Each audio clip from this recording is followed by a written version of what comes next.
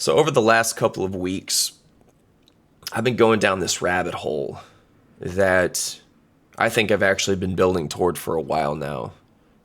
I just didn't have the full shape of it until now, until recently. And it started with guilt and how guilt basically stopped working on men, and then I took it further and looked at what they reach for after that stopped producing results, right? The identity attacks, the labels, the whole infrastructure of control that was scrambling for a new lever to pull. But here's what I keep coming back to. The thing that I've been sitting on, which is that all of those tools, the guilt, the labels, the institutional pressure,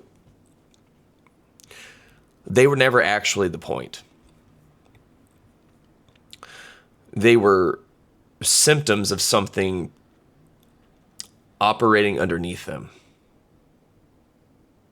And that something, when you finally see it clearly, is this: they need you desperate.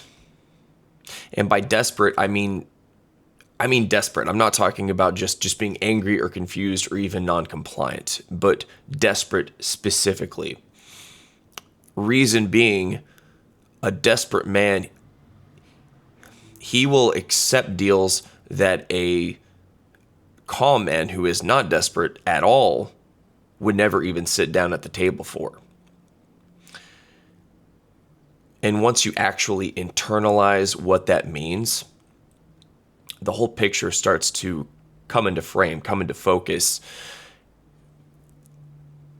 And here's the thing about desperation that I would say makes it such a successful mechanism of control. Most men who are living inside of it, they don't actually know that's what it is. The reason they don't know is because they were taught at a very young age to call it something else, right? They were taught and conditioned, I should say, that it's an honorable, virtuous trait. It's something that you should be proud of and you should even brag about. So Desperation has gone through this rebranding, right? They'll say that it's your duty, or it's some form of loyalty, or it's ambition, love, maturity, responsibility. You pick your favorite. It's all these different labels. And when you've been marinating in those labels long enough, you don't experience the fear underneath as desperation.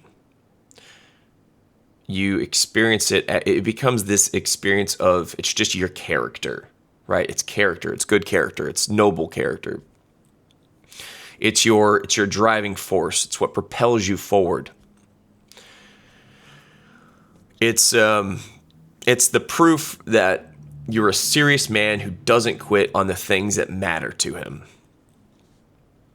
And I will be blunt with you. I will be dead honest. I ran on that fuel for years. Years. And without even stopping to ask any questions. The questions that I have been asking for many years now. That was well over a decade when I was doing that. My awakening happened about 11 years ago. I just chalked it up to conviction or commitment or something. Like I said, it was only much later that I realized that a significant part of what was driving me, it wasn't those things. It was not conviction or commitment. It was the terror of what would happen if I stopped. Because I think that is the real genius of rebranding. because you can't honestly examine something you've given a label or a name for that makes it sacred, noble, virtuous. The moment that you've built your entire identity around this thing that's now this, it's not a fear, it's a dedication, right? Your compliance is your character in that phase. You've put it beyond questioning. It's untouchable, because I think that touching it means questioning who you are. And I think it takes something very traumatic, something very deliberate to get you out of that. A lot of men like myself had to go through something very traumatic to finally see the truth. And so, but in this video, when I use the word desperate, I'm not using it, it's not meant to be a pejorative. It's not an insult. What I mean by desperate is a desperate man is a man whose decisions are being driven by a fear that is something that he can't quite put his finger on. It's operating beneath the surface of this broader narrative that keeps telling him that everything he's doing it makes perfect sense. And I want to start with relationships, because I would say that the architecture is most visible there once you know what you're looking for. And so the picture, picture the man who has internalized the belief somewhere deep in his operating system that he has to earn the right to be treated with basic decency. I'm not talking about love or even devotion. I'm just basic human consideration. Think about what that actually means. To feel like warmth and respect are things that you have to prove your worth of receiving, rather than things that should just be present because you're a person standing in front of another person. So he pays for dinner after dinner. He absorbs disrespect, and he's telling himself that, oh well, maybe she's just having a bad week, right? He tolerates so much. He tolerates this hot and cold behavior, her being distant, the push and the pull. He keeps showing up for it day in and day out, because he has to prove, he's proving that he's serious. So he keeps performing, dance monkey dance, right? Whatever the current version of the requirements are, he's doing that. And in his mind, what he's doing is he's building towards something real. It's not at all, but that's what he thinks. But what's actually happening, without him realizing it, is that what he's doing is he thinks he has some connection with this woman. He doesn't. He's very confused. He's dancing and performing and absorbing all of this disrespect for access.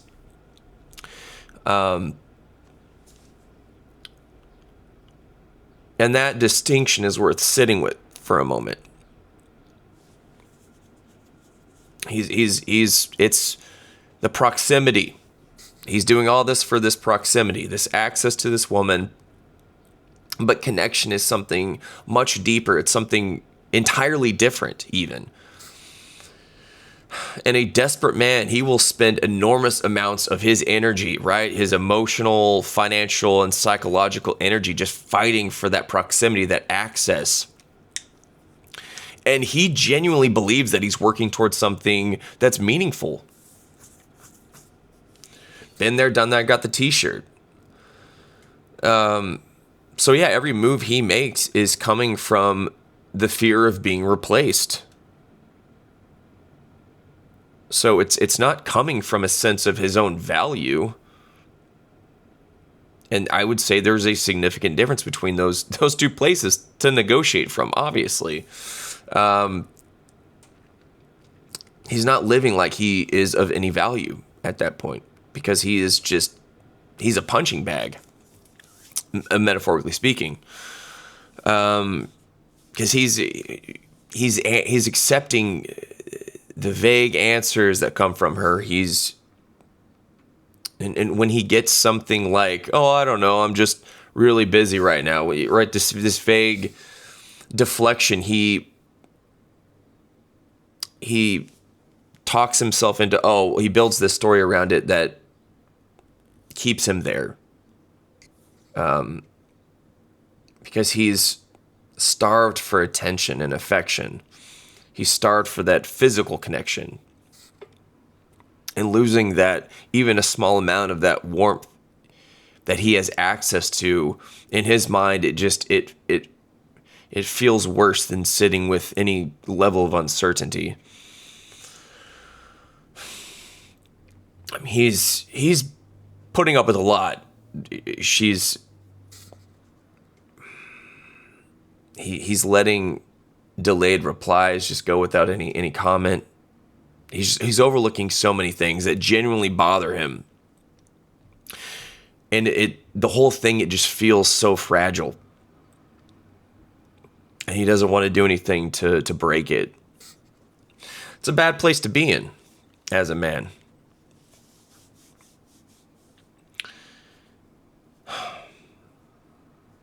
And he's abandoned any standards, really. He may have had some reasonable ones, but this particular woman just caused him to cave and to abandon them. I don't know.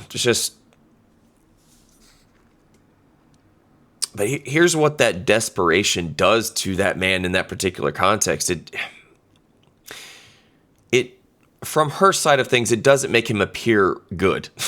It doesn't make him appear more committed or more worthy of investment on her end. To the people on the receiving end of those transactions, it makes him very easy to dismiss and to disrespect. There's no respect in that. Because the harder that he works for basic consideration in that environment, he looks bad. He looks bad. It's cruel on the other person's end, but it's not good.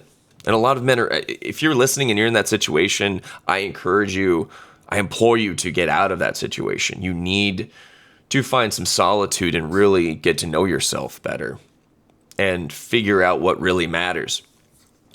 She's not worth it, man. She's not worth it. But a lot of men, they get ensnared in what I like to call it's the good man trap, just being the good man. And I think this is a layer deeper here, and it connects directly to what I was getting into with my video about protecting your peace. I really just kind of skimmed the surface there. I just want to take it a little bit further. Over time, a desperate man, he stops being someone that people genuinely choose or want to be. He becomes something that people simply just use. And you can probably, a lot of you can identify with that. Because those two experiences of being chosen and then just being used, they can look almost identical from the outside, because you're present and you're reliable and you're showing up, but of course the internal reality is completely different. So this man, this desperate man, he becomes, I guess, for a lack of a better term, emotional infrastructure. The person you call when everything is falling apart around you, right? When a crisis needs someone to absorb the weight. That's that guy, right? He's useful when she's overwhelmed and indispensable when she's not, or when she's unstable. But when the dust settles, right? When things start to settle down, when life is calm and she's fine, that dude, he just becomes this backup battery that never gets recharged. I guess he's a backup battery for them, fueling them and feeding them and giving them, but he's not getting anything in return. So, and the conditioning, it just, underneath all of that, it runs so deep. Men are not, in this gynocentric society, they're not generally raised to be strong in the sense of having actual enforced boundaries. They're raised to be agreeable, right? They're raised to act like women, more or less. But also to be men. You got to be a man and a woman, kind of, so to speak. You got to be the reliable one. You got to be the person who holds it together while everyone else is falling apart. And then, of course, you have to quietly absorb the cost of having done all of that without making anything anyone else's problem. But yeah, so you got to do all the man stuff, but you got to be agreeable. So, which men are less agreeable, biologically speaking, than women are. Women are more agreeable because they need to be for child rearing. And running on that conditioning, a desperate man, he says yes when everything around him is signaling no, right? He apologizes and acquiesces to restore some surface level calm.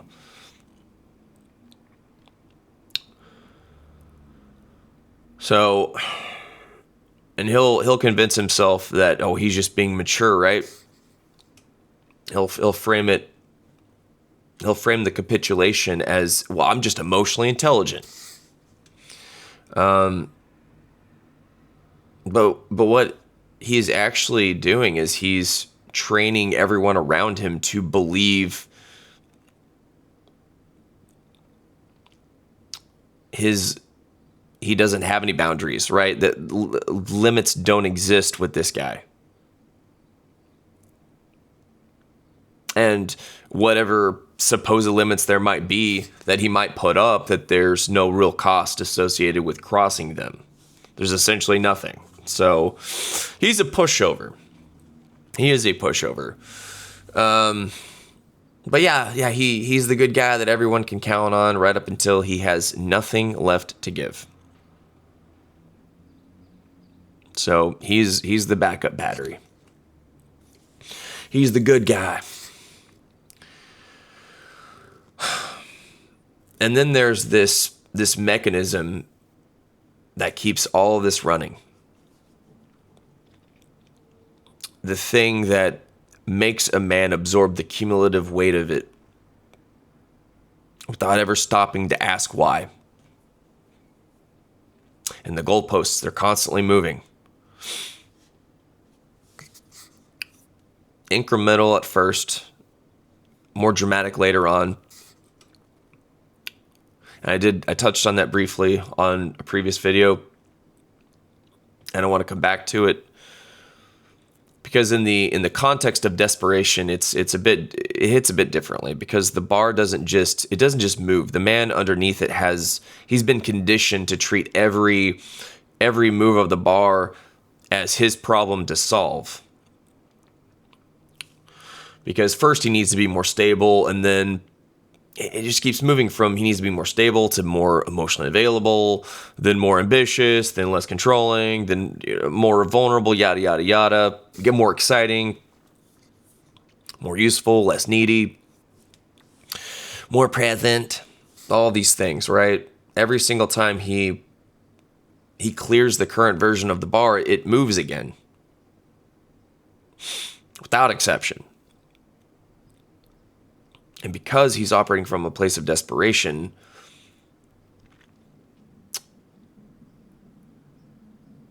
his response is to not really identify and name what's actually happening. Instead, what he's doing is he recalibrates, and then he comes at it again. Because the desperation keeps the future that he wants just visible enough to feel like it's almost within reach. And here's the deeper thing, right? Men don't usually stay desperate because they enjoy suffering. Men stay desperate because they are chasing something that feels genuinely worth chasing. The family, the house, the relationship finally becoming what it looked like in the beginning, right? The honeymoon phase. Life just finally settling into something that resembles the picture of what they were handed when they were young enough to still believe in it, when they were young and naive. Desperation sustains itself by keeping that future always close enough to see it, but never close enough to touch it and achieve it. A man in pursuit of something that's something meaningful like that, something he's tied his entire sense of purpose to, is not naturally going to stop mid-chase. And he's not going to stop mid-chase and honestly audit whether the thing he's chasing was ever even real in the first place. He thinks it's still attainable. He's delusional. Just think about that for a minute. That is a well-constructed trap. The trap we've all fallen into. And that the Federal Reserve it's the carrot and the stick, right? The Fed's at the helm, amongst other things, but we're not going to get into that. That's not what this is about today. But if you resonate with this, which I'm guaranteeing if you've stuck around this long, and you do, you're nodding your head right now. If any of this is connecting and firing off, then the best thing that you can do right now is just drop a comment and tell me where you're at with it, because I honestly want to know. Because the comment section of these videos as of late has been remarkable. I'll read them. Y'all have a lot of great things to say. But now here's the part that I've been building toward. Because this is the piece that I think most people stop short of saying directly. The marketplace. And I don't just mean the dating market. I mean the broader economic and cultural marketplace. It requires men to function. And not as in unintended byproduct, but it requires them to function because desperate men buy what calm men don't. Just think about dating apps. They are built on male scarcity. It's male scarcity. It's a fundamental feature of the product. The architecture depends on men feeling insufficient, because a man who is genuinely fine with himself and fine with being alone is not a paying customer. He is a problem, more or less. And you're seeing a lot of men just rejecting these dating apps, which is a very good thing. And if you think about even just outside of the dating apps, the nightlife, it monetizes male attention.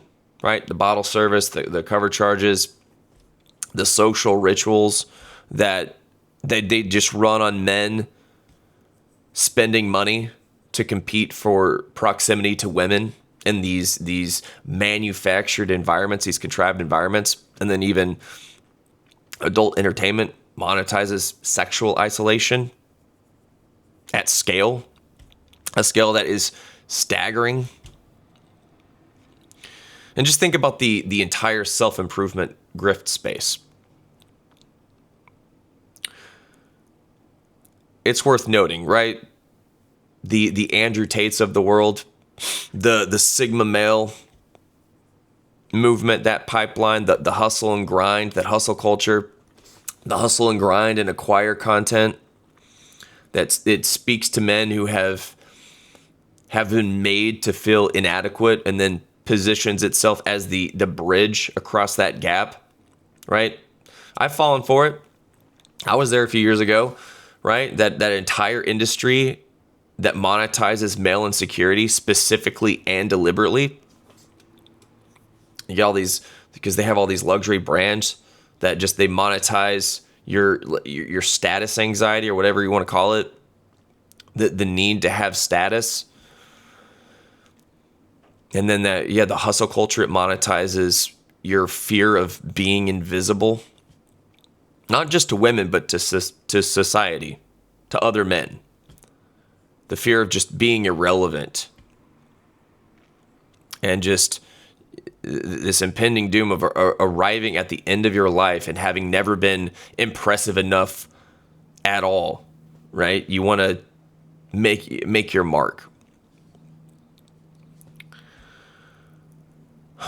Every single one of those industries requires the gap between where you are and where you need to be to stay permanently open.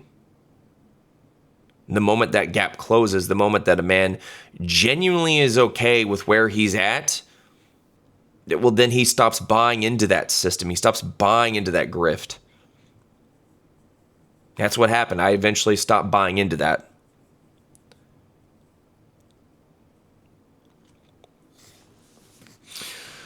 But it even extends beyond the consumer economy, right? So desperate men, they also keep bad systems intact and staffed, right? They're staying in these soulless corporations that just drain them. Because they need the money, of course, and the cost of living isn't going down, it's only going up. Gas is $5 to $8 a gallon now, depending where you're at. But they're staying in these soulless jobs because of also the fear of being nobody. It feels worse than that daily erosion that they experience. And so they're also absorbing disrespect from their employers, right? Maybe their title, it still feels like there's meaning attached to it or something. And on top of that, they're also being completely dumb and spending money on things that they can't afford because they're trying to look like they're more successful than they actually are, right? Keeping up with the Joneses. They want to be the version of themselves that the world will accept, right? The performative dance, the masks. They're even holding on to these draining friendships because the thought of actual solitude, I would say, has been thoroughly demonized by society. Apparently there's something wrong with you if you like chilling by yourself frequently. So they're afraid of that. They're afraid of being alone.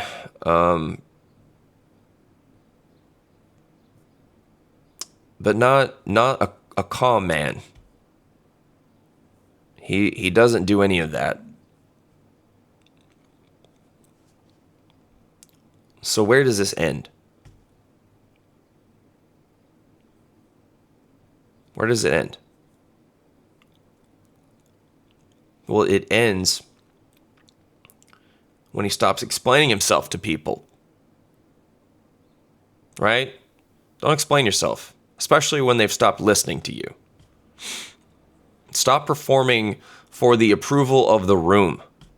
They don't care. They're not looking at you, dude. They're too busy worrying about themselves. Stop pedestalizing women. Stop it. Stop chasing women. Stop pedestalizing women. They're not pedestalizing you. It should be the other way around. They should be pedestalizing you. And stop buying things to impress people who don't even care about you, don't even like you, right? That whole Fight Club quote. You buy things you buy things you don't even need to impress people you don't even like, and that probably don't even like you.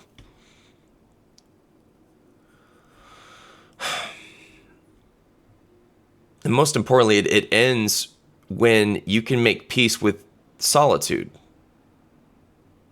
Okay? I always encourage individuation. I encourage you to start reading Carl Jung if you haven't, and just sit there with yourself on the couch, in your living room, on the weekend. Do not go out. Just sit there and just in the quiet. Ask yourself the hard-hitting questions.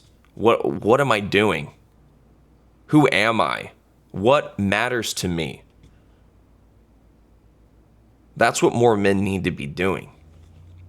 They need to be looking inward. They need to be introspective. You need to stop being useful to the machine. Stop buying what they're selling. Walk away from these bad deals. Walk away from this desperate version of yourself.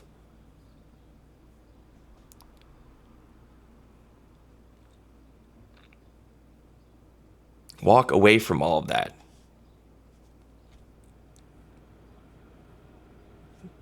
Please.